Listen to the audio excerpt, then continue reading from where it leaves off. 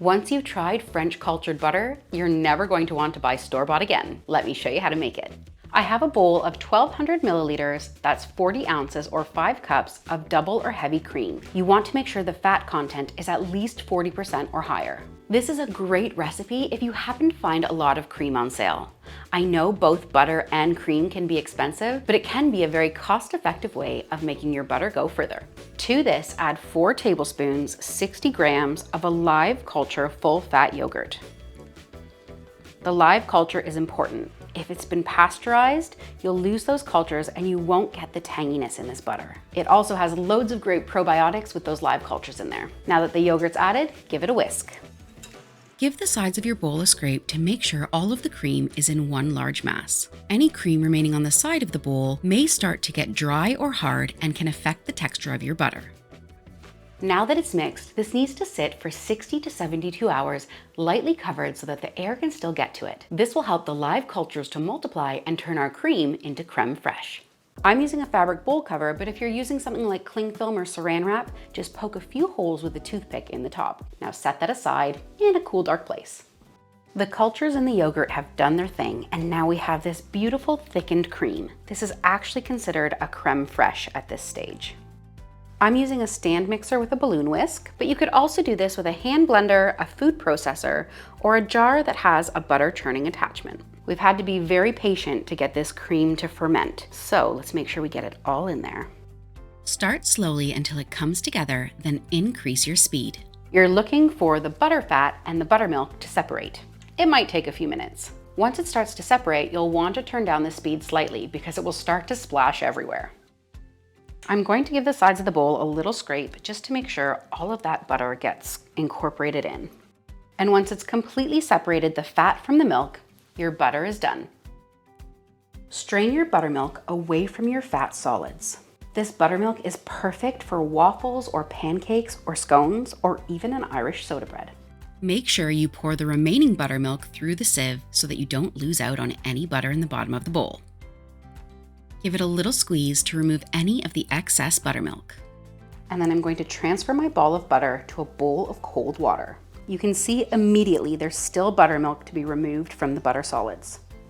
So let's get in that bowl of water and just give it a squeeze. You can still see some of that buttermilk seeping out. I like to change my water at least once depending on how cloudy it is.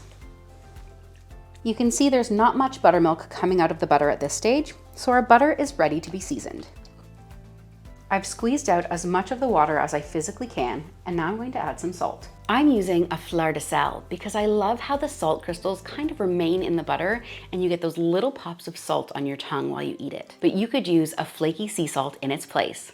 If you're using table salt, you'll probably want to use about half the amount because it's a lot more salty than a sea salt or fleur de sel. If you do notice any bits of water or buttermilk seeping out while you're folding it, just pat it down with some kitchen towel. And I like to use a piece of parchment because it doesn't really stick to it, but you can just do this in a bowl. Giving it a few folds will help to distribute the salt throughout your butter. And that's our butter ready to mold. I've got a few cute little butter molds that I'm going to use, and I've soaked them in cold water for about 20 minutes so that the butter releases more easily. If you're using a butter mold, you want to make sure to get it right into the bottom so that you get all that beautiful pattern that they've inlaid into the wood. Try and avoid any air pockets. Now that's going to set up in the fridge for about an hour. I'm placing my butter in these darling little vintage French molds. You can find them scattered around the internet or in a thrift or charity shop, and they always elevate the butter experience. So I'd highly recommend, if you can get your hands on one, to do so. Otherwise, let me show you how to form the butter without them. I've also got these cute little wooden boards that I use for gnocchi, but they're also perfect for butter. And this is how butter would traditionally have been formed. I've just wet them down slightly so that the butter doesn't stick to it. A perfect pat of butter. And if you don't have any of these tools, you can just use the parchment to shape it however you'd like. You could even wrap it in the parchment and store it that way. The flavor of this butter is smooth and just a little bit tangy. It doesn't have the cloying taste that a normal butter would have when it hits the roof of your mouth. And you can use it anywhere that you use regular butter. But I do prefer to use it at room temperature or chilled so that those cultures remain and we don't kill them off. That's what helps your gut. If you've made this recipe and you haven't got anything to spread it on, why not check out my quick Irish soda bread?